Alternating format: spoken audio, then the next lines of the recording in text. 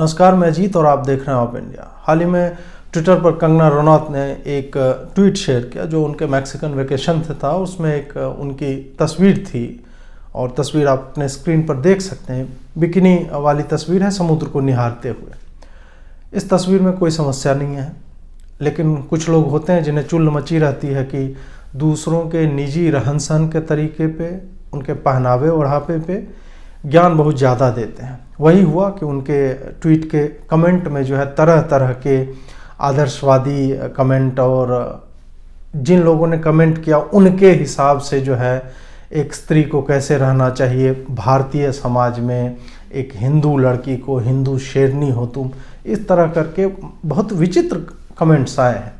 इस पर कंगना रनौत को बाद में एक और ट्वीट करना पड़ गया जहां उन्होंने इन ट्रोल्स को, ट्रोल ही हैं ये लोग और मैं क्यों इन्हें ट्रोल कहता हूं इस पर भी हम आगे चर्चा करेंगे।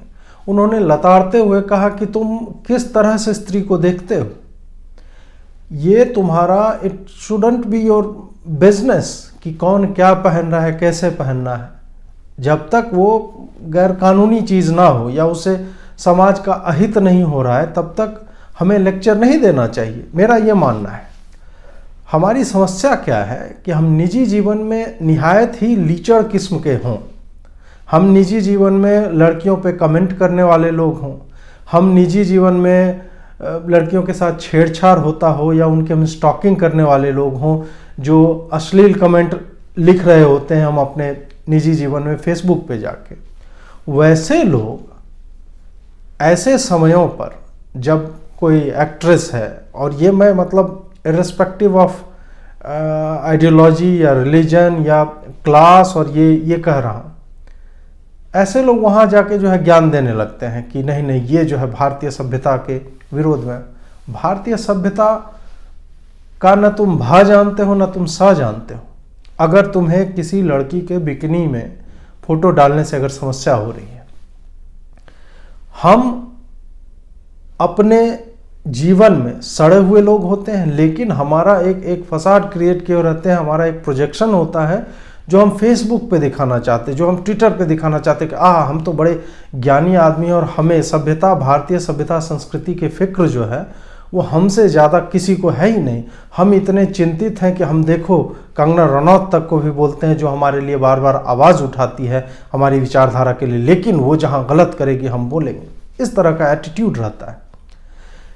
ज्ञान देने की आदत होती है ऐसे लोगों में, और मैक्सिमम लोग इनका अपना पर्सनल प्रोफाइल जब खंगालने लगेंगे जो इस तरह की भारतीय सभ्यता संस्कृति पे ज्ञान देते हैं, तो आपको पता चल जाएगा कि ये कैसे लोग हैं। इनके कमेंट्स आप जाकर पढ़ेंगे तब पता चलेगा कि ये कमेंट में क्या कहते हैं, और यहाँ पर जब उनको ज्ञान देने का एक मौका मिला है, जो कि मौका है नहीं वस्तुतः, वहाँ पे ये किस तरह से देते हैं। और ऐसा करने में क्या होता है, और उस पर मैं आगे ज़्यादा चर्चा करूँगा, कि आप उन लोगों को नाराज़ कर देते हैं, उन लोगों के खिलाफ हो जाते हैं थोड़ी देर के लिए। मतलब आपका जो नीजर रिएक्शन होता है, प्रतिक्रिया आप देते हैं, जिन्होंने आपकी विचारधारा को लेके, आपकी आइडियोलॉजी को लेके आपकी लड़ाइयाँ लड़ी हैं। क्योंकि आप देखिए, आप कह देंगे क्या लड़ाई लड़ी, उसने ट्विटर पे ट्वीट लिखा।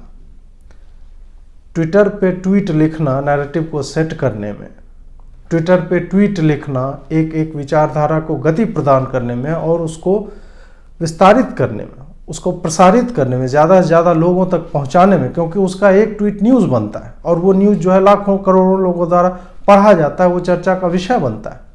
तो वो आपको एक ट्वीट के ज़रिए इतनी मदद करती है कि आप ग्राउंड पे रह के एक आदमी तक जाके शायद जो है आपको साल या 2 साल लग जाए, तब आप इस तरह के कांड करते हैं जो सर्वथा अनुचित है।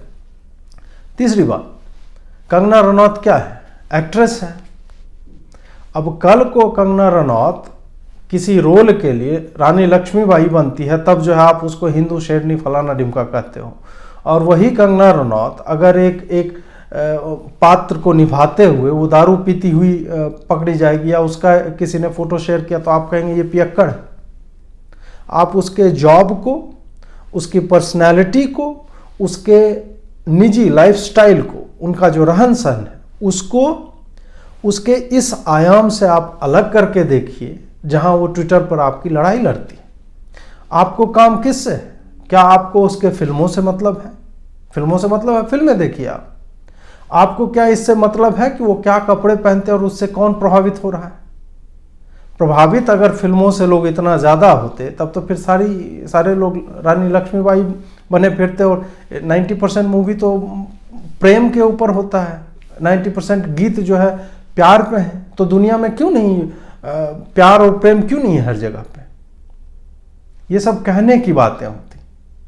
और ऐसे में जब आप उसके मतलब एक्ट्रेस होने को लेके, उसका अपना एक लाइफस्टाइल है उसको लेके जब आप अपना ये घिचपिच करने लगते हैं तब समस्या हो जाती है। तब आपको उसी तरह का रिएक्शन मिलेगा जो कंगना ने दिया। और उसके शब्द देखिए, वो कितना मतलब फ्रस्ट्रेशन में आके उसने लिखा होगा कि तुम्हारी फट जाएगी अगर तुम माँ भैरवी को देख लोगे तो। कंगना रनौत इस तरह के ट्वीट जो है आपके लिए नहीं लिखती, लेकिन उसको लिखने को विवश किया गया है। यही तो कारण है कि आप छोटे छोटे मुद्दे पे कहीं पे कुछ हो जाए, मोदी जो है अलीगढ़ मुस्लिम यूनिवर्सिटी में एक लेक्चर देने जाते हैं, वहाँ पे कुछ कहते हैं और आप तुरंत उसको मौलाना मोदी जो है टर्म करने लगते हैं।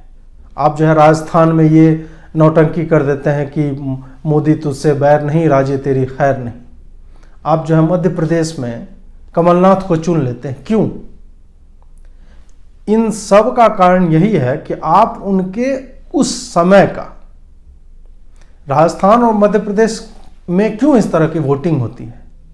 क्योंकि दलित के नाम पे आंदोलन होता है और सवर्णों को जो है तथाकथित रूप से उन्हें लगा कि नहीं सरकार जो हमारी मदद नहीं कर रही है, सरकार मिली हुई है, चुप क्यों इन मुद्दों पे? जबकि उन्हें ये नहीं दिखता कि सरकार जो है लॉन्ग टर्म में क्या करना चाह रही है, वो आपको नहीं दिखेगा। आपको आइडियोलॉजिकली बड़ी चीजें होती नहीं दिखेंगी। और आप क्या करते हैं कि अगले 5 साल के लिए 2 बड़े बड़े स्टेट जो है वैसी सत्ता को दे देते हैं, वैसी पार्टी को दे देते हैं जिन्होंने इस देश में नुकसान के सिवा और कुछ किया ही नहीं है। फ्री के चक्कर में आपने कमलनाथ को दे दिया वोट।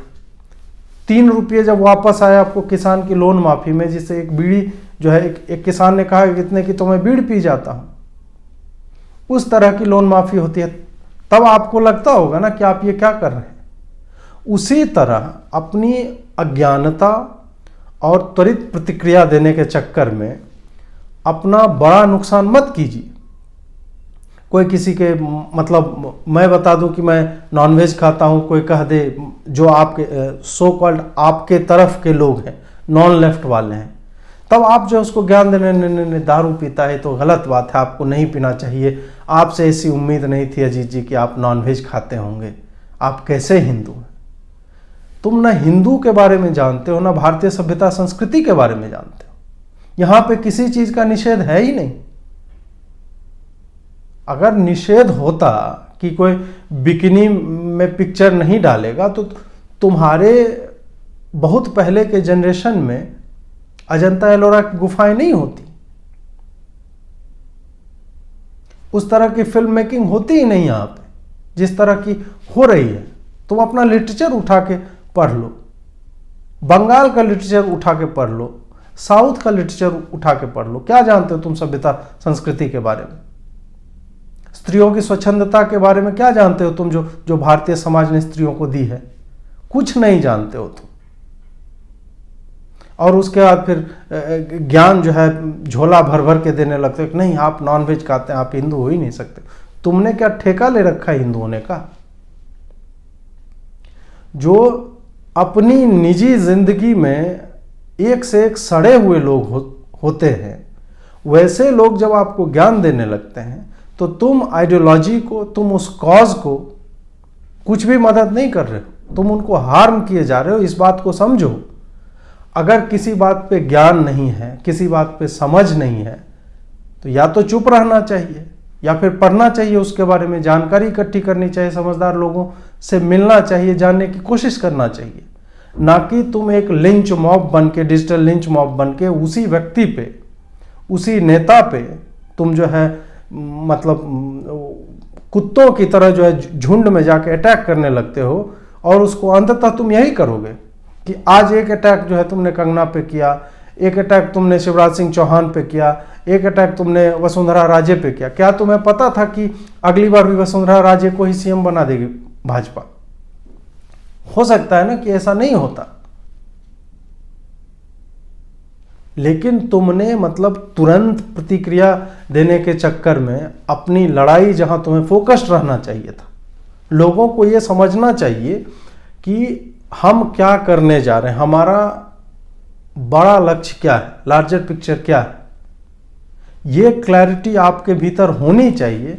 नहीं तो फिर जो नोटर डेम बेसिलिका में कोई आग लगा देता है या आग लग जाता है वहाँ पे, या फिर करीमा बलोच की जो हत्या हो जाती है उसके बाद, या फिर कोई एक्टर या एक्ट्रेस है जो इसी तरह की बिकनी की तस्वीरें या इंस्टाग्राम पे अपने वेकेशन की तस्वीरें जो है अपनी पत्नी के साथ है या अपने पति के साथ है वो शेयर कर रहा है, और नीचे में जो है आतंकियों के हमले के बाद माशाअल्लाह सुभान अल्लाह लिख रहे हैं, और ऐसी तस्वीरों के पोस्ट होने के बाद तुम्हें शर्म आनी चाहिए, तुम्हें बुर्का पहन के रहना चाहिए, तुम्हें जन्नत नसीब नहीं होगा, तुम जहन्नुम में जाओगे।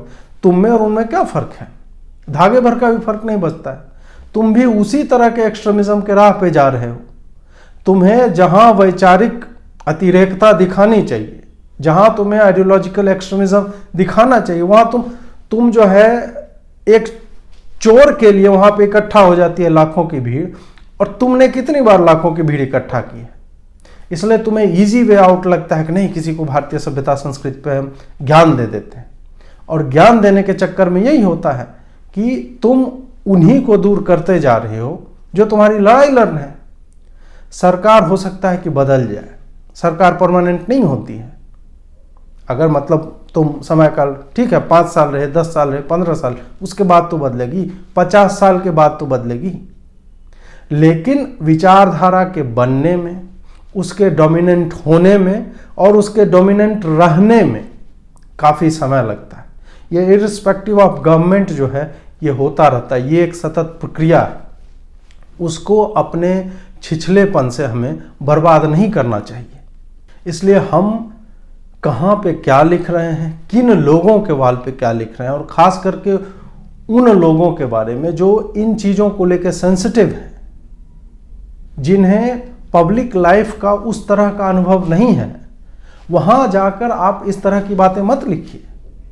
आप उन लोगों को हटा रहे हैं, आप उन लोगों को दूर कर देंगे जो आपकी ही लड़ाई लड़ रहे हैं। हो सकता है कि आप में से कईयों को मेरी ये बातें बुरी लग रही हों, लेकिन ठंडे दिमाग से इस पर सोचिए कि ये कंगना रनौत को वहाँ से ट्विटर के स्फेयर से हटा दिया जाए। कौन लगातार ट्वीट कर रहा था, चाहे मुंबई हो या उद्धव ठाकरे हो, इसके खिलाफ कौन था, किसमें हिम्मत थी? उसका घर जो है तोड़ दिया गया, उसका ऑफिस डिस्ट्रॉय कर दिया गया, उसके बावजूद वो लड़ती रही, लिखती रही, किसके लिए? उसको इस लड़ाई में आने की क्या आवश्यकता थी? वो नहीं आती, उसका 2 करोड़ का प्रॉपर्टी बचता। बात ये नहीं है कि प्रॉपर्टी का नुकसान जो है वो भरपाई हो जाएगी या इंश्योरेंस करवा रखा होगा उसने। बात ये है कि ये जो मेंटल एगनी है उसका जो जब तक वो भरपाई होगी तब तक का जो काम रुका हुआ है, वो तो जानती है ना कि इसका कॉस्ट क्या होगा, इसके लिए उसको क्या देना पड़ सकता है, क्या त्यागना पड़ेगा, कितनी क्षति उसको उठानी पड़ सकती है। जब वो इतना ज़्यादा कंसिडर कर रही है, और वो उसका पर्सनल लॉस है, वो उसका पर्सनल लॉस है जो हम या आप पूरा नहीं कर सकते हैं। इसलिए अपने दुश्मनों को ठीक से चुनिए। आप किससे झगड़ रहे हैं, किसके बारे में उल्टी सीधी बातें लिख रहे हैं, किसको ज्ञान दे रहे हैं और क्यों ज्ञान दे रहे हैं। अपनी अज्ञानता को ज्ञान मत बनाइए, अपनी अनभिज्ञता को जो है नॉलेज की तरह मत शेयर कीजिए। भारतीय सभ्यता संस्कृति बहुत उन्मुक्त और स्वच्छंद है। यहाँ एक लड़की को बिकनी पहनने की आज़ादी है, उसको अपना पार्टनर चुनने की आज़ादी है, और ये आज की बात नहीं है। अपने धर्म ग्रंथों को पलट के देखिए, जहाँ लैंगिक समानता में किन्नर तक को जो है महारथी कहा गया है। अगर आप में टैलेंट है, आप में प्रवीणता है, आप में कुशलता है, तो आपको हमेशा सम्मानित किया जाएगा। यहाँ विदुषियाँ हुई हैं, कपड़ा पहनने या ना पहनने को कभी डिक्टेट नहीं किया गया है। इसलिए उस दायरे में रहिए, अपनी हदों को पहचानिए, और आप जो छोटे छोटे मतलब 140 कैरेक्टर के 240 कैरेक्टर के ट्वीट लिख रहे हैं, ये सब लिख रहे हैं, उससे किस तरह का नुकसान हो सकता है उसको आप रियलाइज कीजिए कि उससे आप उन्हीं लोगों को ढकेल के बाहर कर सकते हैं जो आपकी लड़ाई लड़ रहे हैं। आशा है कि मेरी बात आप लोगों को समझ में आई होगी।